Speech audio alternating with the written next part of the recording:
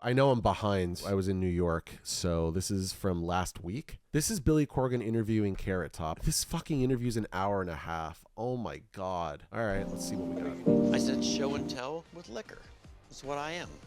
You go to a comedy club and I got sponsored by Shmu, to is show that why you. that's part of the yeah, show? yeah. That's cool. You're naked, you're jacked, Yeah. and there's just a carrot. Just a carrot. Top this. That's the name of the special right there. There you go. Top this.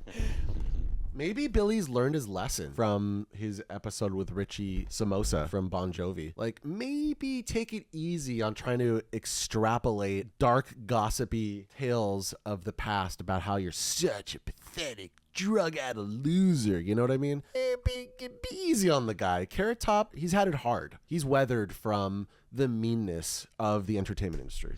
The other night when we were playing somewhere, Josh Freese, the great drummer, who's recently been playing with Foo Fighters. Such a great drummer. Was on the side of the stage. I'm always gushing about And Josh Jimmy Freese. Chamberlain, about the third song, kind of goes into a little bit of a drum solo. And I looked at Jack, the bass player, and I was like, here we go. Because there's a great drummer on the side of the stage. So you're going to get A-level. Yeah, that's a good point. Yeah, literally. Jeez. Yeah, nothing worse, right? So when you're working in front of other comedians, you must get that heightened sense of like... You do, yeah. Or any other performer. Oh, it's true, though. I totally agree. Now, I'm an old bastard, but like... Whenever I've performed and I know someone that I really respect is watching me on the side or something. Last night I had a bunch of comics in the room, and I did a really... It was a couple of really good stand-up jokes. It wasn't a prop. One was a good prop. It was a brand new, P. Diddy joke. And it just leveled. And there was just one in particular, like a stand-up joke. And I could hear them, comics always, that's how comics laugh, right? They don't laugh. How do they laugh? just go, that's how comics... They don't really laugh. No. Okay. Is it a recognition? If I ever is it a recognition? No. Yeah. Any comic is they always go, and then that means they liked it, and that means they're probably gonna steal it from me. Oh, come on. No, most comics don't like if you do like Jay Leno or Bill Maher or anybody. It's a little you do cynical. A thing to. Now Bill Maher will laugh because he's stoned. He's out of his mind high as a kite. So he's a good audience. He'll laugh at everything. But Howie would be like, they just Jay Leno I'd say something like, So you're triggering a memory because I once got in a fight with Jerry Seinfeld over professional wrestling. Man, they're just naming one right-winger after another. Oh, no. I was at a private dinner. People that I used to respect, and unfortunately, that respect is sullied. You ever notice how many stupid people there are on the planet? I mean, stupid people. And it just goes on, and you can sit there, and you start talking to the guy, and you're like, this guy's stupid. Just how he does it. It's just brilliant. Yeah. And then there's people that are full of shit. And he does that whole, he looks into it for a minute. Really? Shit was muted out? And all of a sudden you just go, this guy's full of shit. And it's just brilliant. I guess this is like being formatted for a right-wing Christian audience. I was going to ask you this later, but I'm going to ask you it now. Okay. So, to your point is, I've known a few professional comedians in my life. And, I like to think I'm a little funny, but... You are funny. Well, thank you. Professionally endorsed. But the thing is when you make a joke around a professional comedian, they tend not to laugh. Yes, it's true. Well, right. Because I made one joke to you the other day, and you went like... No, I was probably thinking when you did it. I said, I'm thinking. Like it's a good bit? Yeah. I usually, honestly, I'm not a joke. I think comics never really enjoy anything. They observe and then they write it down as soon as they can write it down. Well, there is that. He didn't like the most joke. Comedians are miserable. Funny you say Seinfeld. There was a thing just literally last night on him and Jim Gaffigan were on a little panel thing, and he was talking exactly about that. He said, my kids ask me all the time, does anything make you happy? Because he's just, at Seinfeld, and he's with his kids, and he said, I was in the car, and the couple didn't work. He's just cranky. He wants to go, do you really like your job? And so, yeah, I don't know. I've never had that issue. When Robin Williams passed away. I will say that Seinfeld's Neuroses is a double-edged sword because it brought us a brilliant show in Seinfeld. Like his neuroses about all the little things is what makes the show so irreverent, perseverant, timeless, universal, evergreen, and such. And the downside, of course, is that you're a miserable prick. Everyone in the world reached out to me, like everyone, like to get your comment? to not only get my, did I know him, but they wanted to know, are all comedians sad and miserable people because of what he right? Yeah.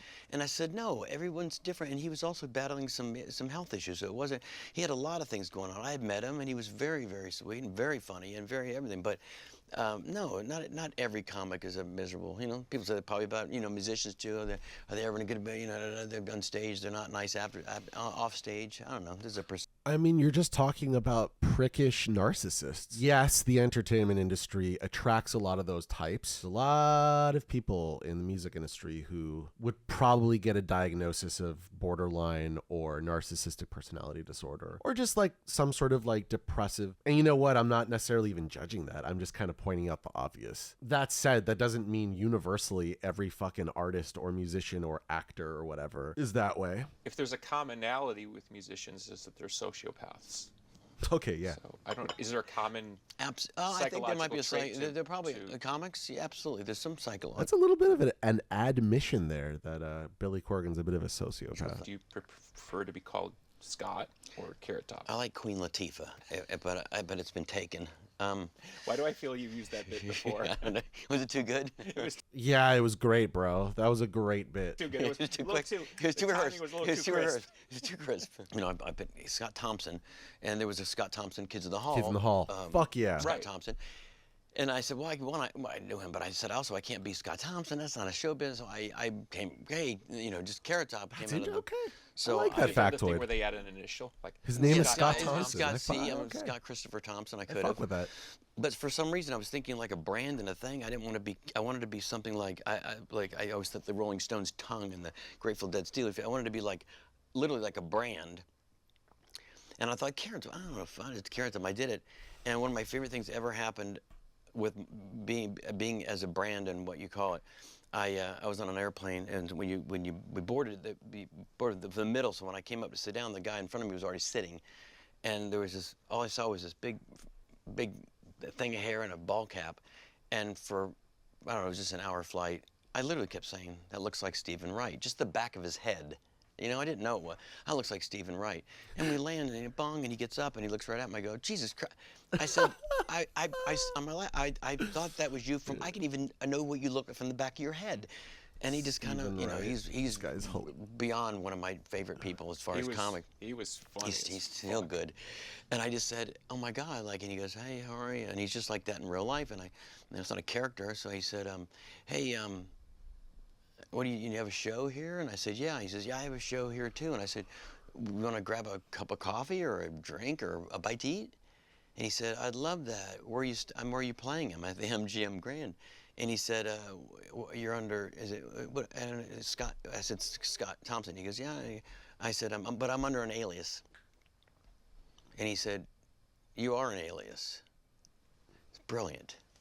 He said, what, I just call your room? And I said, yeah, but I'm under an alias. And he says, you are an alias. And I said, I am an alias. Like, that was so, and he was quick. He didn't rehearse that. He's brilliant, brilliant mind. So, but that's because the internet they put out Scott Thompson, and I'm like, oh, people are going to go look up Scott Thompson. So I just checked in under. All right. You will be. Moving ahead. I can tell you something about musical, like Gene Simmons. So, I met Gene many years ago, and I believe when I was at the porn convention, I was a presenter. You didn't want to be there, but I didn't, and I really didn't. And it said, best. How do I know it's called the AVNs? AVN, yes, right, because you creep too. So it's the AVNs. I go up there, and I'm literally presenting. Sorry, and you know who I? The joke is still. You know who I bring? And who I bring up is I did cocaine. I did cocaine on a plane. Was the band? That's a big hit. I did cocaine on a plane. You know the guy weighs 80 pounds. I'm standing. I'm like, oh my God! I bring him up, and then they they do this song. They bring me up, and What is the cocaine on a plane song? Best anal. Susan and the family's like, oh my God, we're so proud of you, our daughter. And I was like, this is like real, right? And what the fuck are you talking about? And I'm like, God, we're so proud of our daughter. She's got best anal. And I'm making kind of a joke about it. And then Gene Simmons comes by, and he's like, he said, they were filming his show. And he says, you are very funny.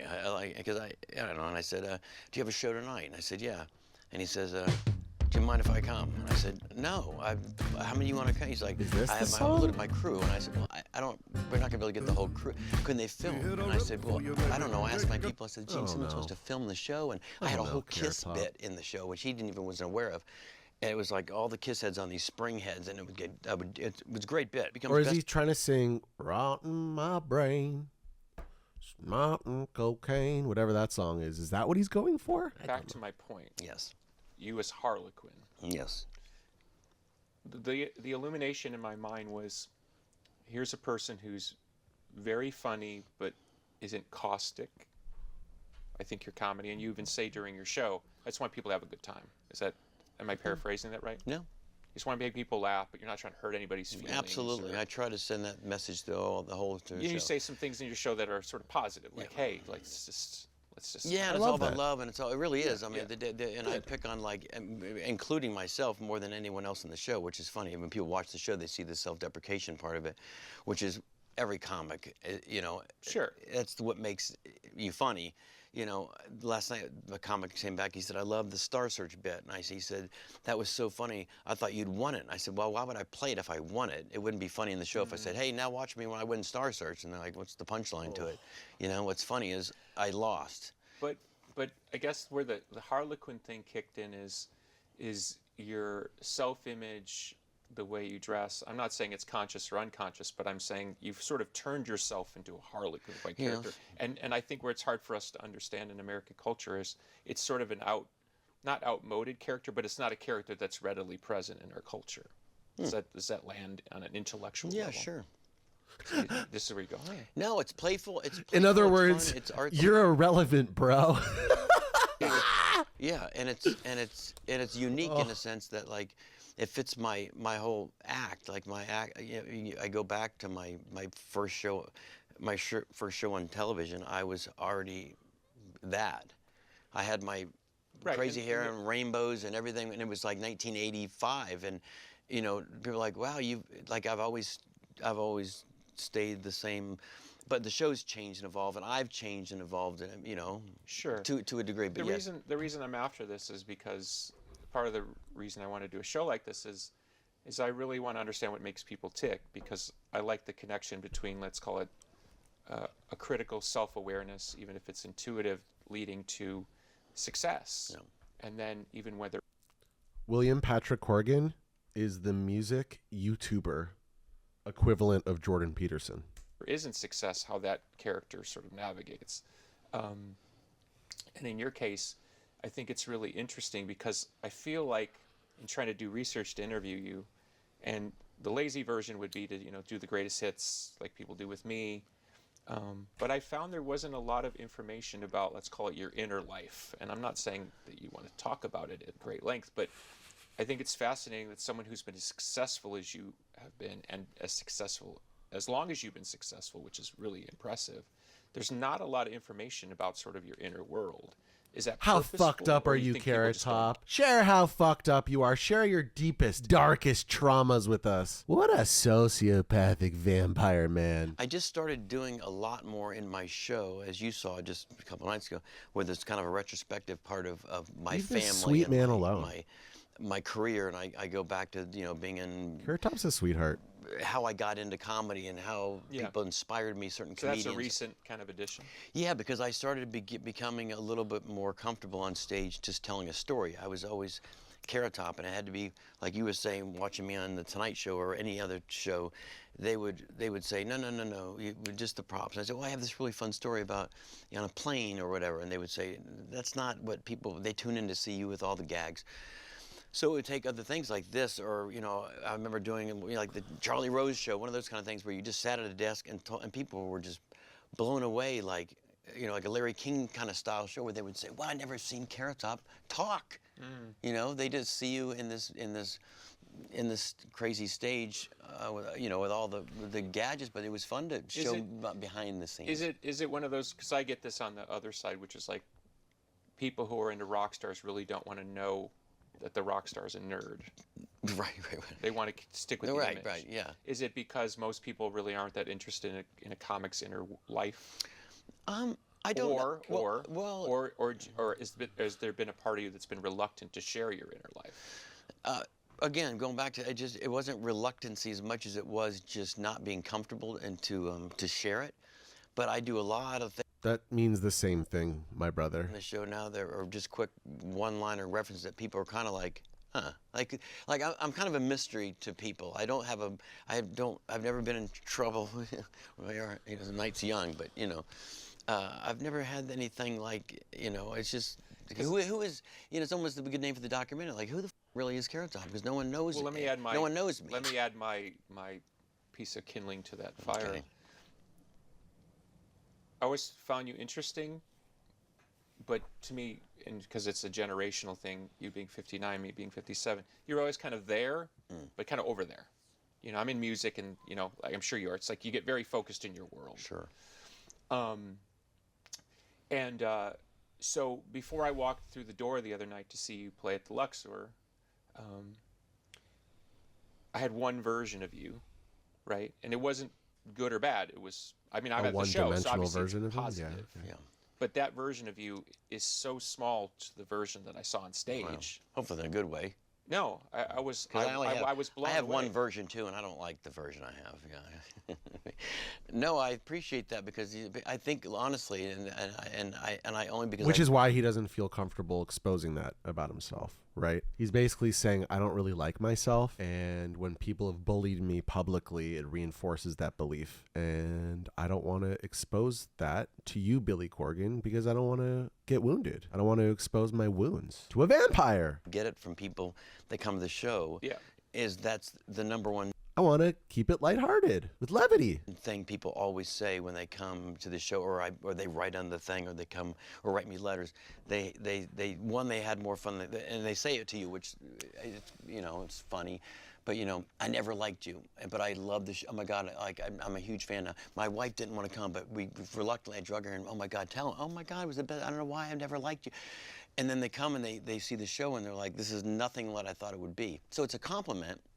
But it's like, how do you get that out to people that are haters of me? You just have to keep doing it. I'm not trying to not be hater, like, but like don't quite get what the whole thing. Even the comics that were friends of mine last night were like, yeah, Scott, that's a really good thing. You're like it's really polished, and it's stand up was like it's real stand up. I'm like, well, I'm a real stand up. Well, yeah. No one's denying that you're not an amazing performer. You're a main headlining act at the Luxor. But they don't think that. Well, working backwards. And also, why do you care so much about what other people think? You're a main headlining act at the Luxor. I saw you're a multimillionaire who's a master at his craft.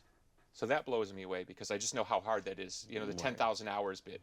It takes a lot of, like, if you remember when I came back, I was asking you about your pacing. Yes. Because I saw you you come out real hot. Yep. And I saw you turn the pacing down just like I would play a slow song in the middle of a set. There's a method and you were like, oh yeah, totally conscious. Yes. Like, okay, so I'm not crazy. I saw this. Well, yeah, that's how a set works. Why is that some sort of magical voodoo spell? No, that's how you build a set, whether or not it's music or puppetry or comedy or whatever. There is, you start with a bang, and then yes, you gotta chill out in the middle. That's called artistic, the live arts. Man, It's called the I saw live you arts. working. It's hard to explain. I'm not saying you're puppeting yourself, but it requires a level of mastery to control what people see, and you're back here kind of pulling the levers. Sure. It takes talent to do what. Yeah, he's obviously put 10,000 hours in. He's just stating the obvious as if it's like this deep, But profound the other thing thing. I thought was shocking to me was not only did I have an overly small impression, and I don't mean small that I saw you as diminished. I mean, the version that I think of you now versus the version I walked through the door is like this to this, right? Not a little bit bigger? Yeah, a little bit. Oh my god! But I also this is thought so it was uncomfortable. fascinating that here's this man in plain sight, 18 years at the Luxor. 18 and years, yet exactly. The American public doesn't really understand how good you are at your job, and I thought that's. What the fuck are you talking? What kind of person gets 18 years at the Luxor and the public at large doesn't understand how talented the guy is? Obviously, he's doing something right. Obviously, he's filling seats. Obviously, there's a demand. Obviously, he has a devoted audience, or at least a draw enough to secure his spot at the Luxor. I imagine he does like 2 or 3 shows a day, or I don't know what his setup is. But regardless of those granular details, who fucking cares about the haters? What is this? Yeah, some people are going to have a wrong impression about you. Welcome to the arts period, and then especially in the digital age in 2025. In your quest to seek recognition early, that maybe you presented a hyper-realized version of yourself that created an impression that wasn't false, but it wasn't as wide or as true as you are now. Yeah. Do you think you contributed to that? Yeah. Is that just pure ambition, or was it born of some level of insecurity? Yes. Probably a little bit of both. Come on, man. You know the answer. He's a sociopath. He is a vampire. Billy Corgan is. His soul is black. That's why his music is flat and two-dimensional, one-dimensional. Is it if I'm not this guy, they won't love me, or? Oh my God. Or, yeah, to a degree, there's all that. I mean, that's what's weird about it. There's so many emotions and things that go through if you're over-processing it, too. Like, of course, there's, First of all, you're going to have haters no matter what. Second of all, you're good, bro. You have come on, man. This is like creating the illusion that it's deep because they're famous. But it's very flat. It's very on the surface to me. You want it to be the best they have ever seen, because if they have seen the show and it's great, or like before people, they meet and greet before, we saw you 12 times, and man, the last time, it's the best show. So you want to make sure it's, they leave the property and they're like, man,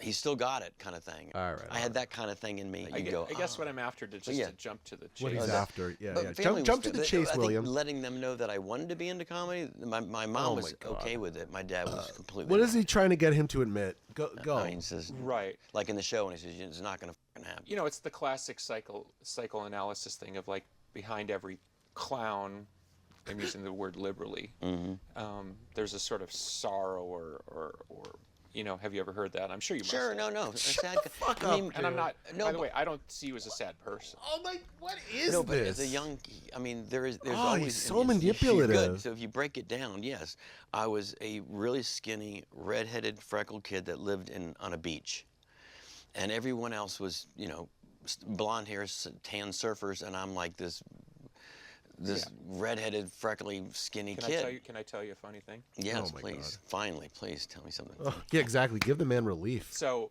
I was dating someone who was Australian, and the Australians have this thing where they shorten words. Do you know that? Yeah. No, but I'm doing Trump. I'm doing you doing Trump. Shorten the words. Sorry. I keep my words real. They don't do little short words. I do long. I made words. No one had words. And they were talking about a friend of theirs who was a redhead. Yeah. And they referred to this person as a ranga. That's great. And I go, what's a ranga? Oh my God! It didn't matter that this guy in Nebraska on his computer. So is it a feeling? But it's still a sadness. Is what I'm saying. So when she walks in the room and says, "Huh? Yeah, yes." He's basically trying to get him to say, "Are you a fucked up sad loser?" Right? I just feel like it's so bad faith. She probably doesn't want to be fat, and she's sad that she has to say that. And that's where the pain comes in, and that's where, But that's where the Harlequin thing is interesting. Yes, indeed. Because it's a tragic comic character. Right. It's not a tragic character. It's a tragic comic. It's converting, in an alchemical way, pain or displacement. Right. I use sometimes Alchemizing. You're alchemizing negative emotions into art. We get it. Moving on. I had this experience recently where a guy interviewed me. And he was a former writer for Pitchfork, which is the infamously snarky music website, from Chicago. He told me this at the beginning, kind of saying, I used to work for Pitchfork, but I'm out of that, and I'm from Chicago. And he basically, he didn't say he was a huge fan, but he indicated before we started the interview that he thought positively of my work. Had a great interview. It was great. I thought it was a great interview. Half the article, I can't remember where it was, but it was somewhere big. It was like a magazine type of thing. Right. And it was, the publicist thought it would be a good look for me as, I'm sort of repairing my reputation, which is forever damaged or whatever. And the guy spent half the Your content isn't good. That's the problem. frickin' article apologizing for thinking highly of me. And I thought, this is so strange. Like, what are we doing here? I almost rather he just try to slit my throat. Yeah. So from your perspective, that's fair. let's explore that, because I think this gets to the heart of our conversation. And you know what? today. Carrot Top, he's such a nice guy. I get that a lot too. I'm like, well, why not? You know what I mean? Like Okay. Well, before you Sure. keep your thought though, because my cousin was at the show last night, and she reminded me of this, and it's just perfect for this right now. Man. My friend, and I don't want to throw him under the bus hard because to listen to. he is a dear friend of mine, but it's the funniest. If he was sitting right here, he'd say, "I did do that." So my cousin Patty gets Drew Carey's book. She loves Drew Carey in Cleveland. She's in Cleveland. She says, I'm going to go get my book signed at a book signing from Drew Carey. So she gets her time in line. She puts the book down in front of Drew Carey. Now, I've known Drew Carey for 1,000 years. We're actually really good friends. I've seen Drew Carey live mid. Drew says, Carey is mid. He's the Marilyn Manson of comedians. They wouldn't let me do strobe lights. They wouldn't let me have foggers. They wouldn't have music. And I had it all on a foot pedal like you have in your That's cool. So I made a strobe light, a smoke machine, and a wind blower. Nice. And then there was a sound bite, and there was only one sound bite at the time. It was a Michael Jackson thing, where it and I had it on a loop. And I would hit the blower with this foot, and I would hit the sound effect with this foot, and I would do this Michael Jackson thing. I love that. This is, 35 years ago. And the comedy club owners were like, they loved it, but other comics would see and like, what is this?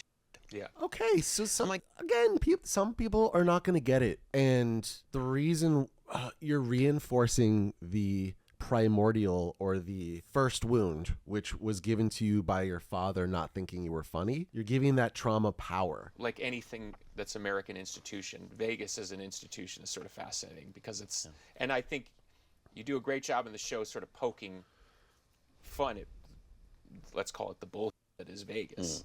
I mean, everybody knows, but you live it on some level. Sure. And I like one of my favorite jokes that you told was like, you live bullshit on some level, bro. Circus so bad. Come on. Good, yes. Like, I love Circus. I went there the other day by myself. In fact, before I came to see you playing, Did you really? I was there by myself, like playing the sad games. And Oh, that's great. I'm just which is a general poll, right? That's the sad games, these little digs, I can kind of, to a degree, act a little bit, but I've always wanted to have that. I did one movie that's not come out yet where I played, again, I'm like, I don't want it to be like the Joker, because it looked like, I'm trying to be, me with blood all over me is automatically, I'm Joaquin Phoenix. I don't want to be, so I made sure they knew I'm like this clown, but I don't want to be, I don't want to rip off that. I get you. That clown. So you're out to get me, yeah, indeed. I'm on this painful, man. I would not be able to watch this if it wasn't for me commentating on it for content. But someone's got to do it. Someone's got to call out what's going on here. Imagine you're married, everyone's there, families, and then you give Dice the mic. Oh my God. Fucking, all right. I've had enough. We get it. Dice. Everyone loves Dice. I've had enough of this. Thanks for watching, whether it's Spotify, YouTube, Instagrams, or Twitch. I see you. I hear you. I know you. I feel you. Bye-bye.